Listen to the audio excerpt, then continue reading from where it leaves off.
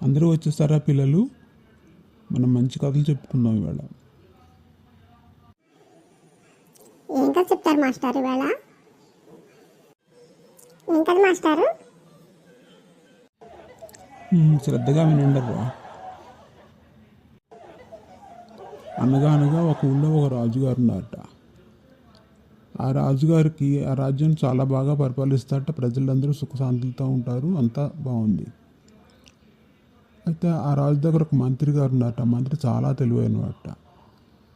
అయితే రాజుగారికి మంచి మంచి సలహాలు ఇచ్చి ఎవరికి ఏ ఇబ్బంది లేకుండా ఎప్పటికప్పుడు ప్రజల్ని రాజ్యాన్ని కాపాడుకుంటూ వస్తున్నట్ట ఆ మంత్రి.